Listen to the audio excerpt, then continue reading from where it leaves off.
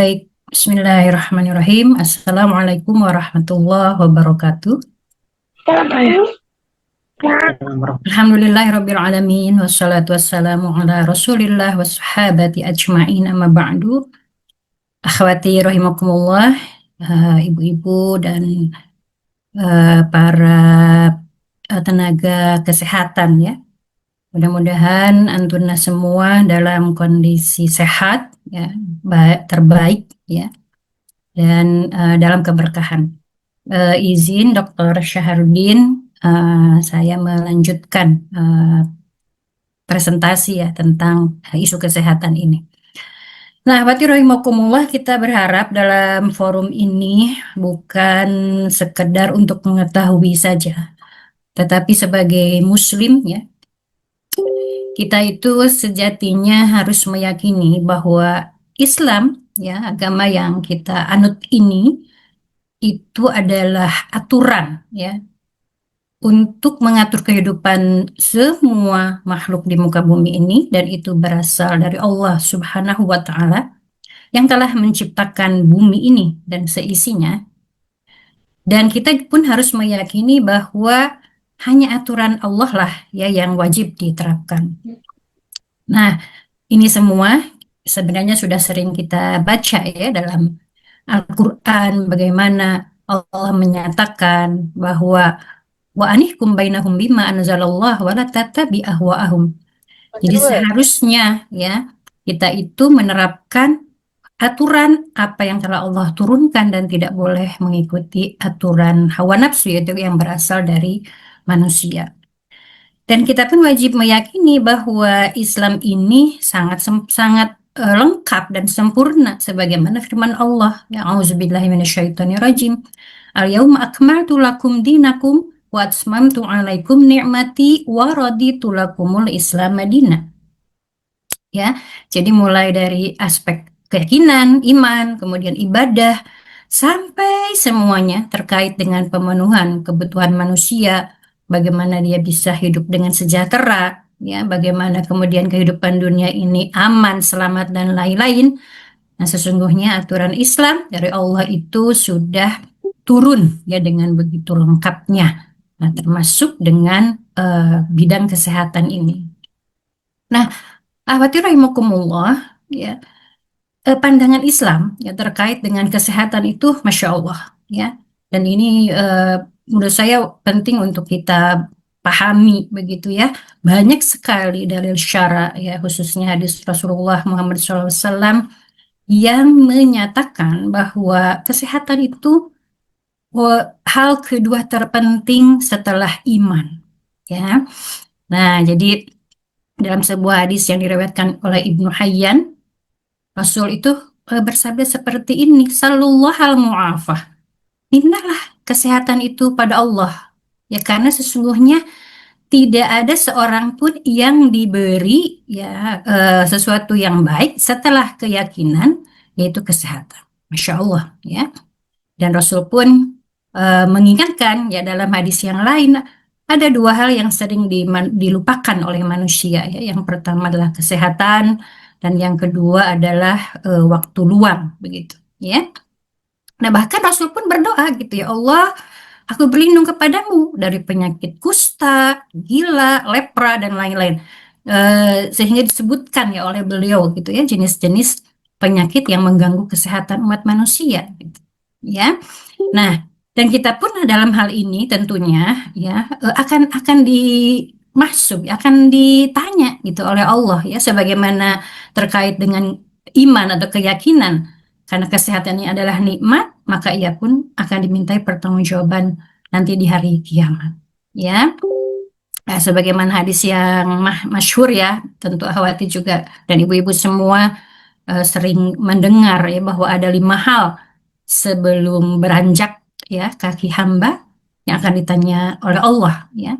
Di antaranya adalah soal kesehatan. Sewaktu kamu sehat, apa yang kamu lakukan begitu ya. Nah, kemudian ketika kita melihat tentang kesehatan ya, dalam berbagai dalil ataupun pelaksanaan peradaban kehidupan umat Islam, Nah, maka kita mendapati dari dalil itu bahwa kesehatan itu tidak hanya mencakup ketika kita tidak punya penyakit atau lemah, ya. Nah, ini bisa kita pahami dari hadis Rasulullah Muhammad SAW, ya man asbaha minkum aminan fi sirbi mu'afan fi jasadih indahu kutu yaumihi faka'annama hizat lahud dunya gitu. Jadi siapa saja yang bangun di pagi hari nih, kemudian dia merasakan aman ya kehidupan di sekelilingnya, di lingkungannya, kemudian dia merasa ya Allah alhamdulillah gitu ya, tidak terasa apapun nih, sehat, tidak pusing, tidak lemah dan lain-lain. Kemudian juga ketika kita pergi ke ruang makan, ke dapur, oh ada persediaan makanan hari ini, maka kata Rasul seolah-olah yang dirasakan oleh hamba itu adalah dunia ini menjadi miliknya, ya. Nah, dari situlah maka kita melihat sebenarnya is, eh, fisik kita ya, jasadiah kita ya, dan juga kemudian mental kita ya, itu juga bagian dan lingkungan itu juga bagian dari isu kesehatan ini, sehingga nanti kita akan mengenal ya dalam perkembangan selanjutnya bagaimana dalam ilmu kesehatan itu bicara soal kesehatan fisik ya, bagaimana pengobatan mata, hidung ya, THT, mulut dan seterusnya ya. Nah, agar agar apa sih tujuannya? Eh, Ya, agar Bu agar Herma, kemudian ya ya ya Bu Herma, mohon izin. ya ya Mbak Faiza,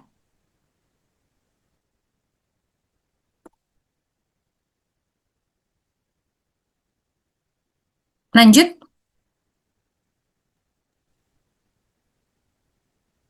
Apa, apakah ada gangguan sinyal, Bu Herma? Tidak ada. Lancar, Bu Faiza. Aman, Lanjut Bu. ya. Baik. Mbak Faiza yang terlibat tadi. Ya baik.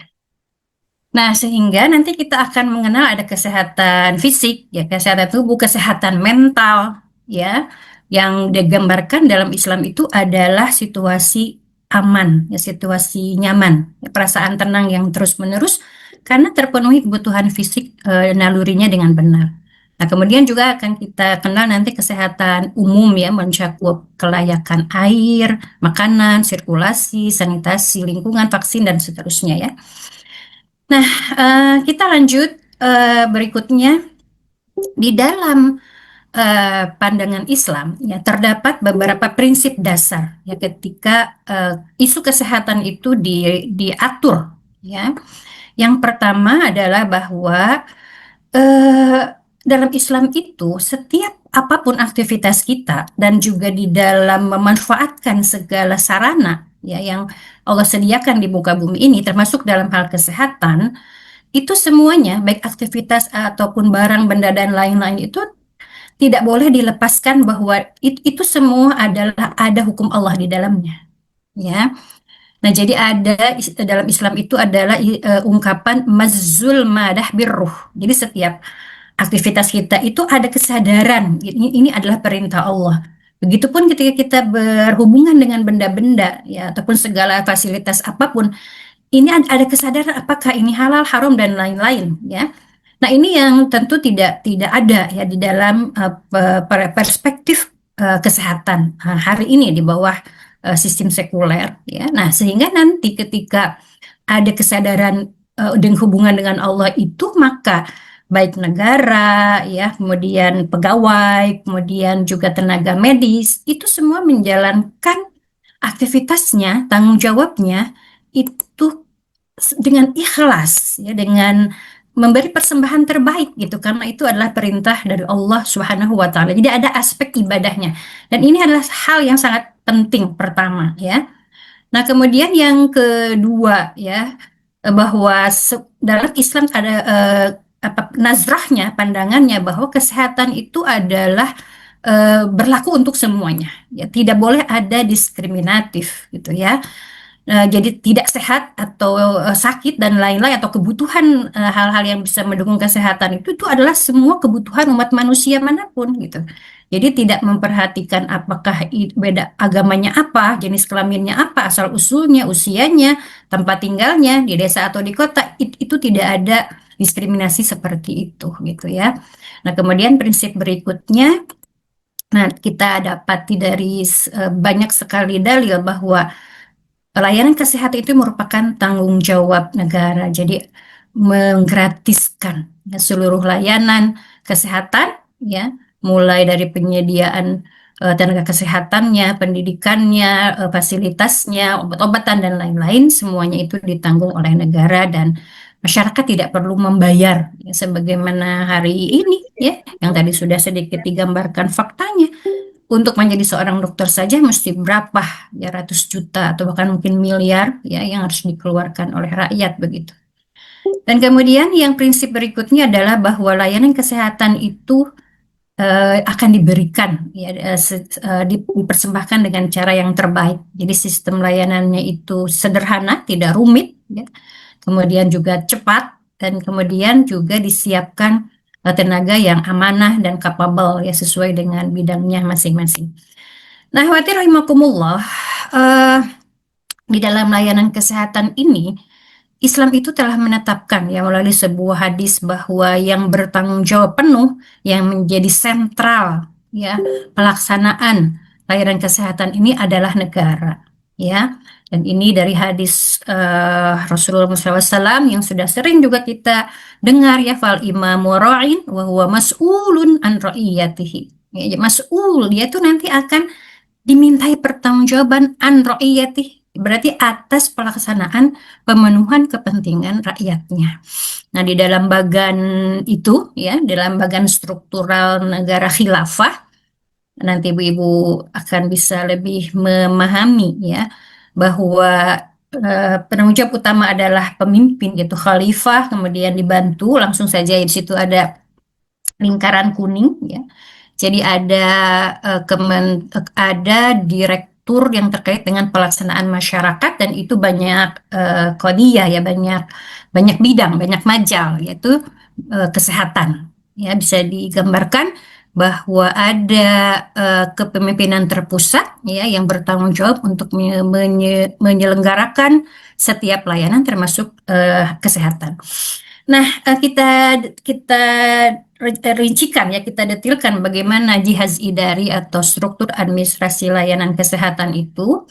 Nah, untuk di level markas, di level pusat, tadi ada Dirjen Kesehatan ya. Kalau tadi yang kuning di bawah itu, nah itu kita menyebutnya maslahah ya. Jadi ada mudir maslahah sihiyah gitu. Jadi Dirjen Kesehatan ya. Kemudian di level provinsi atau wilayah, kita dalam bahasa Arab kita menyebutnya begitu, itu nanti ada dairah sihiyah, jadi rektorat wilayah yang terkait dengan kesehatan. Nah, di bawahnya lagi di level kota kabupaten lah begitu ya, atau kita menyebutnya umalah atau amalah ya. Nanti ada mudir idarat ya, kepala administratif yang sifatnya dia merupakan unit pelaksana teknis ya dari kebijakan dan layanan kesehatan itu. Nah, beberapa tugas penting dari Dirjen ya, dari mudir maslahah itu adalah dialah yang mengelola ya dan menerapkan kebijakan layanan kesehatan mulai dari promotif ya, kemudian preventif atau wiqayah, kemudian ilajiyah, kuratif ya, dan mustamirah rehabilitatif. Itu tanggung jawabnya ada pada dia, tanggung jawab pelaksanaannya. Kemudian mengawasi semua direktorat wilayah yang di level provinsi itu pun termasuk kemudian mengawasi semua pelaksanaan kerja dari manajemen unit pelaksana teknis itu. Dan juga mudir maslahah ya atau dirjen ini mengawasi seluruh fasilitas kesehatan ya, dan juga karena fasilitas kesehatan ini banyak kaitannya dengan fasilitas lain ya, nah itu juga berkoordinasi dengan tim-tim yang mensupport berkaitan dengan fasilitas kesehatan ya. Nah, sementara itu di setiap amalah ya di situ nanti ada dokter keluarga ya atau dokter umum, maksudnya itu ada Tobib al-ailah itu berarti dokter yang bukan spesialis begitu ya. Kemudian nanti di setiap umalah juga ada perawat khusus untuk ke sekolah ya. Ada puskesmas yang kaitannya dengan layanan ibu anak ya, ada rumah sakit, ada apotik, semuanya ya itu ada di setiap distrik atau amalah dan bertanggung jawab kepada manajer pelaksana teknis itu ya. Nah, Kemudian Ibu-ibu rahimakumullah, ini ya mereka para jihad ini punya tugas begitu ya, khususnya yang paling berkaitan dengan masyarakat itu adalah di amalah. Nah, maka untuk jaminan tadi ya, prinsip dasar kedua bahwa jaminan layanan kesehatan itu untuk semua, tidak boleh diskriminatif. Ya, maka Islam telah menetapkan bahwa di setiap distrik atau amalah itu minimalnya ya setidaknya itu ada pusat kesehatan primer ya, di situ ada dokter umum, ada perawat, apotik, ada tim tanggap darurat, ada laboratorium untuk analisis dasar, juga ada fasilitas mobil ya, ambulans. Pun begitu ya, selain pusat kesehatan primer harus ada pusat kesehatan komprehensif. Setidaknya di situ harus ada 4 dokter spesialis ya, dokter spesialis internis, penyakit dalam, kemudian bedah, dokter anak, dokter kebidanan, dan juga kelengkapan perawatan, obat-obatan, dan laboratorium. Nah, jumlah puskes primer maupun puskes komprehensif itu disesuaikan dengan jumlah penduduk dan jarak antar pemukiman. Ya, kalau tadi Dr. Syahrudin menggambarkan bahwa dalam layanan kapitalis berbasis kepada jumlah, ya. Kalau di Islam berbasis kepada tauziiyah, distribusi, jadi kecukupan. Ya, berapapun jumlahnya, kalau itu bisa mencukupi pelayanan dengan baik tanpa ada diskriminatif, tanpa ada kesulitan dan lain-lain, maka sejumlah itulah yang harus disediakan begitu. Jadi semua harus terdistribusi layanan itu kepada fardan, kepada setiap individu rakyat yang memerlukannya. Nah, kemudian juga di setiap distrik amalah itu harus ada rumah sakit. Ya, rumah sakit berarti ini di atas pusat kesehatan yang tadi ya. Nah, itu ada juga sama ya, ada setidaknya ada 4 spesialis, kemudian juga mempunyai unit tanggap darurat. Pun ya di setiap wilayah ya tadi ya, provinsi itu juga harus ada minimalnya 1 rumah sakit ya, yang memiliki spesialis dasar ya, dan juga dilengkapi dengan subspesialisasi lainnya ya, dan termasuk di situ pun kalau diperlukan misalkan muncul penyakit langka ya, maka harus diupayakan ya untuk ada rumah sakit yang melayani penyakit yang muncul tersebut. Nah, itu beberapa gambaran ya, akhwati rahimakumullah, sebenarnya banyak sekali ya gambaran bagaimana jaminan layanan untuk semua itu, tapi tentu tidak bisa kita bahas ya dalam kesempatan ini ya. Nah, berikutnya adalah gambaran bagaimana terkoordinasinya isu kesehatan ini dengan berbagai divisi, karena tidak bisa hanya diselenggarakan penegakan atau pelaksanaannya itu, pemenuhannya itu hanya dengan satu lembaga saja. Masya Allah ya, kalau kita perhatikan dari gambaran ini, bahwa tadi ya, mudir maslahah sihiyah itu, Dirjen Dinas Kesehatan itu bertanggung jawab juga ya terhadap hal-hal berikut ya. Yang pertama itu soal bank informasi dan teknologi. Jadi di situ ada pusat rekam medis pasien, dan data itu didapat dari tadi itu dari pusat layanan pusat kesehatan primer, pusat kesehatan komprehensif, pusat layanan ibu anak, dan seterusnya yang dikumpulkan terpusat gitu ya. Nah, kemudian juga bertanggung jawab dan berhubungan dengan komite pakar. Ya, dari yang sudah disebut-sebut juga ada kolegium ya di saat ini ya. Nah, di dalam Islam pun begitu. Kita menyebutnya dengan Lijanul Khubrah ya, komite pakar. Di dalamnya itu para ahli, bahkan tidak hanya ahli kedokteran ya, tapi juga ulama, ulama yang mengerti nanti hukum-hukum terkait dengan kesehatan ya. Nah, singkatnya ya bahwa komite pakar ini yang menetapkan standar dan lain-lain. Nah, nanti akan kita lihat ya. Kemudian juga nanti komite pakar ada slide yang memang saya cukup detilkan di situ ya. Kalau dalam Islam itu komite pakar ini insya gitu ya, dibentuknya yaitu oleh negara ya. Nah, ini isinya ada ahli fikih, pakar kebidanan, dokter, apoteker, ahli kesehatan masyarakat, termasuk di dalamnya tenaga keperawatan ya, kemudian praktisi profesi medis lainnya ya. Dan apa saja yang dibuat oleh komite ini, nah itu di bawah itu tentang kesehatan masyarakat, manajemen bencana, kesehatan preventif, pengobatan penyakit menular, penyuluhan edukasi kesehatan, penetapan kurikulum dan standar pendidikan kedokteran, uji lisensi, evaluasi dokter dari luar negeri seperti bagaimana, ya kemudian pendidikan kedokteran berkelanjutan atau spesialis, kemudian peningkatan layanan dan penelitian ilmiah yang berkelanjutan, termasuk komite itu menetapkan standar hukum syara ya terkait penemuan ilmiah bidang medis yang memang tidak bisa kita pungkiri terus berkembang. Nah, kita kembali ya Mbak Despri ke slide sebelumnya, bahwa kemudian isu kesehatan pun itu terkait dengan penyuluhan dan media gitu ya. Nah, di antaranya yang dilakukan ya dalam divisi ini adalah menyelenggarakan gratis ya, kursus gratis keterampilan medis dasar. Nah, ini untuk para polisi ya, untuk tentara, guru dan boleh untuk masyarakat lain yaitu tentatif gitu bila mereka mau. Dan juga Dirjen ini berkoordinasi dengan Departemen Media dan Informasi sebagai bagian dari edukasi kesehatan ya bagi masyarakat. Kemudian berkait dengan divisi perizinan yang memberi ujian, kemudian memberikan lisensi atau surat izin praktek kelayakan operasi, kemudian mengevaluasi kalau ada dokter lulusan luar negeri itu boleh tidak gitu diberi praktek gitu ya di dalam negeri dan seterusnya.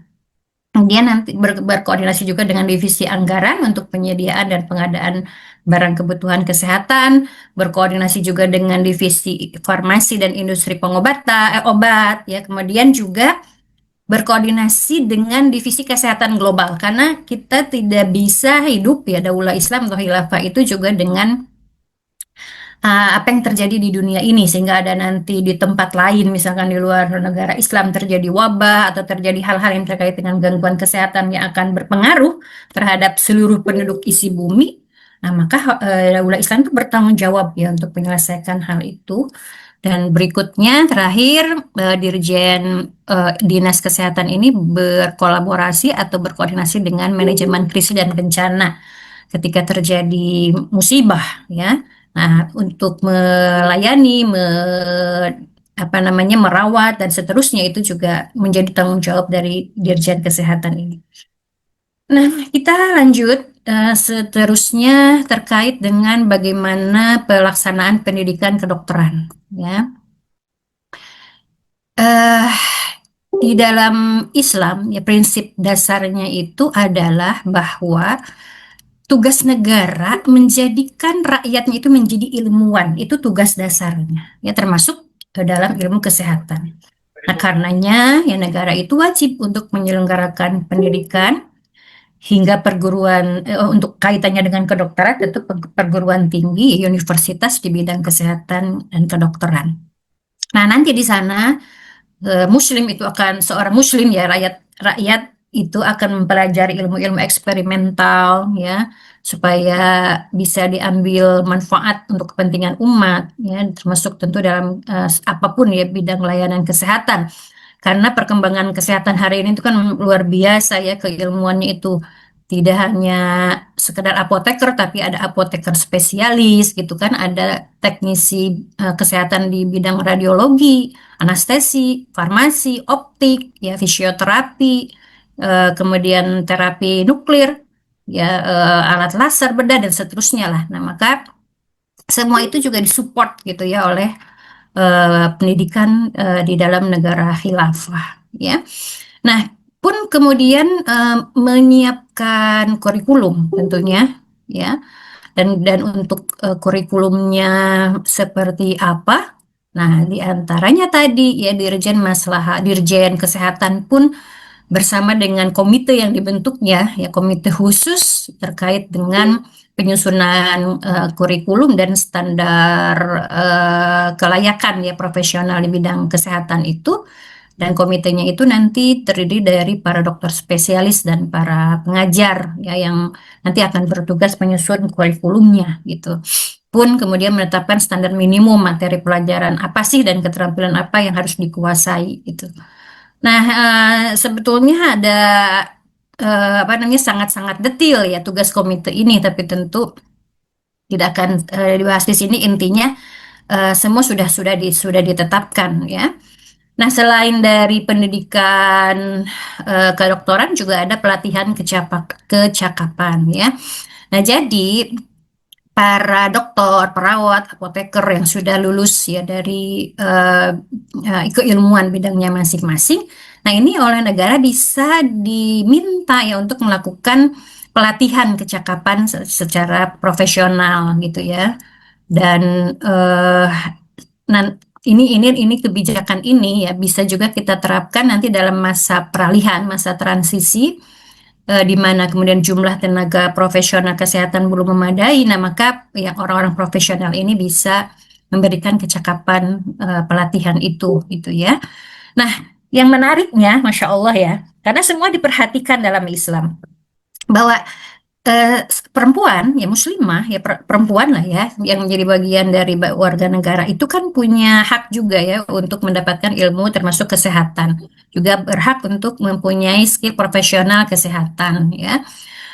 Dan bahwa juga berhak untuk mengimplementasikan ilmunya itu gitu ya untuk kemajuan peradaban. Tapi kemudian karena Islam juga memperhatikan bahwa perempuan itu punya tugas utama dan strategisnya adalah seorang ibu dan pengatur rumah tangga. Nah, ini sangat rapi sekali gitu menempatkannya di mana tidak boleh kerja utamanya itu tugas utamanya itu terabaikan atau terlalaikan dengan tugas profesionalnya. Nah, maka kebijakannya itu bahwa harus memperbanyak ya jumlah dokter perempuan, tenaga kesehatan perempuan ya, perawat, bidan, apoteker dan lain-lain.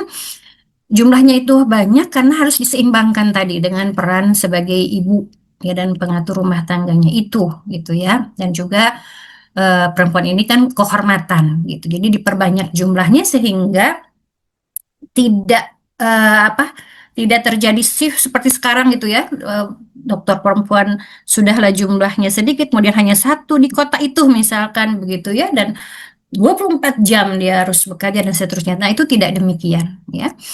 Nah, kemudian yang berikutnya terkait dengan pendidikan kedokteran pun ada penelitian ilmiah dan pendidikan kedokteran berkelanjutan atau spesialis itu ya. Nah, di situ ya karena ilmu kedokteran tadi berkembang pesat, maka negara punya kewajiban mendorong para dokter umum itu untuk terus mempelajari setiap penemuan dan inovasi baru ya supaya mereka mampu memberikan layanan kesehatan terbaik gitu dan juga supaya kesehatan dalam negara Islam ini menjadi paling maju dan mutakhir ya. Kemudian berikutnya terkait dengan karena ada kaitannya ya isu kedokteran atau kesehatan ini dengan etika profesional ya. Tapi sebelumnya eh, karena ini terkait nanti dengan pelanggaran atau kita menyebutnya malpraktek ya. Nah, maka ini akan berhubungan dengan peran Qadi Hisbah dan Khusumat, jadi lembaga peradilan ya, dan sudah diberi porsi oleh Islam bahwa peran Qadi Hisbah itu adalah mencegah siapapun yang tidak memiliki izin sah ya untuk memberikan layanan kesehatan. Kemudian kalau mereka melakukan pelanggaran itu maka akan menanggung akibatnya ya, termasuk juga dengan dihukum gitu ya. Nah, kemudian juga berwenang untuk mencabut izin praktek baik secara permanen maupun sementara ya sesuai dengan kekeliruannya. Nah, adapun kaitannya dengan kode husumat ketika rakyat ya yang merasa dirugikan karena malpraktek itu, maka dia punya hak untuk mengadukan ke negara melalui kode husumat itu ya. Dan juga sudah ditetapkan bagaimana langkah-langkah penyelesaiannya sesuai dengan hukum syara. Nah, berikutnya isu kesehatan dalam Islam juga terkait dengan industri farmasi, ya, industri perobatan karena kita tidak, ya demikianlah adanya bahwa pengobatan pun diperintahkan dalam Islam, ya, berobat otomatis memerlukan obat, ya, dan untuk hal ini Islam pun punya aturannya, ya. Nah, yang pertama itu bahwa obat tidak boleh terdiri dari barang yang haram dan juga tidak baik gitu ya, berbahaya, ya. Nah, tapi insya Allah kalau sekarang kan Masya Allah ya tidak baik ya obat itu ya kemudian bisa jadi menggunakan bahan-bahan yang tidak halal ya atau yang bernajis. Nah, nanti dalam daulah khilafah itu tidak akan ada hambatan ya, untuk menghindari hal-hal haram ya dan najis dalam dalam industri obat-obatan gitu ya. Jadi bahkan dalam khilafah itu kita akan menemukan kemajuan yang sangat besar karena akan ada penelitian untuk bahan-bahan lain sebagai alternatif yang tentunya tidak haram gitu ya, tidak najis begitu. Nah, kemudian obat itu akan disediakan gratis ya untuk seluruh rakyat. Nah, ini negara bisa mendirikan sendiri di industri obat atau kemudian karena dalam masyarakat Islam itu diperkenankan individu untuk produksi obat ya dan bisa saja negara membeli kepadanya kemudian digratiskan atau juga bisa ya bagian dari individu masyarakat itu menjual secara langsung tapi tentu dengan harga yang tidak merugikan gitu ya. Nah, kemudian juga dikelola ada dairah adawiyah gitu ya, departemen obat itu isinya ahli kimia, apoteker, dokter yang memiliki keahlian dan pengalaman di bidang industri obat ya dan tugasnya itu adalah melihat mengawasi ya kualitas, keamanan, efektivitas dari obat itu ya. Nah, termasuk Departemen Obat ini memberikan izin edar gitu ya, kemudian mengawasi kesesuaiannya gitu, spesifikasi obat yang sudah dibuat dan lain-lain. Nah, berikutnya terkait dengan ini adalah mandiri. Jadi negara Islam itu tidak boleh tergantung ya dalam industri obat ini kepada negara lain. Ya, dan ini juga berdasarkan hukum syara ya. Nah, kemudian juga semua sarana yang terkait dengan operasional industri farmasi itu disiapkan oleh negara. Nah, berikutnya isu penting ya yang jadi dalam penerapan layanan kesehatan ini terkait dengan etika profesi. Ya, nah di slide itu yang paling pertama itu adalah bahwa tenaga medis ini wajib punya semangat ibadah gitu ya dalam melayani pasien ya, dalam menjalankan tugas mereka dan hanya mengharap ridho Allah Subhanahu wa taala. Dan ini adalah asas dari segala asas gitu ya.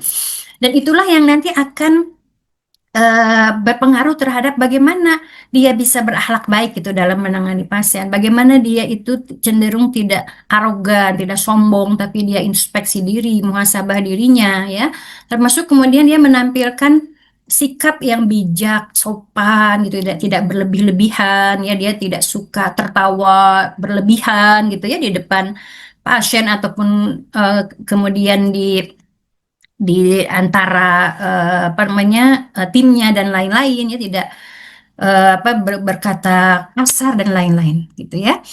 Nah, pun kemudian karena dalam Islam itu juga ada perintah untuk memberi layanan terbaik, maka pastinya ya dokter dan tenaga kesehatan lain itu akan memperlakukan pasien dengan baik, mengutamakan kepentingan pasien gitu ya. Kemudian minta izin dulu gitu persetujuan pasien sebelum tindakan dilakukan ya, termasuk kemudian menjaga kerahasiaan pasien ya terkait dengan sakitnya. Kemudian juga menahan dirinya untuk tidak merekam gitu ya, baik itu suara maupun foto video dari pasien ya. Dan kalaupun ada pasien yang menolak untuk dirawat, maka itu juga perlu diedukasi ya, diperlakukan dengan bijak begitu ya.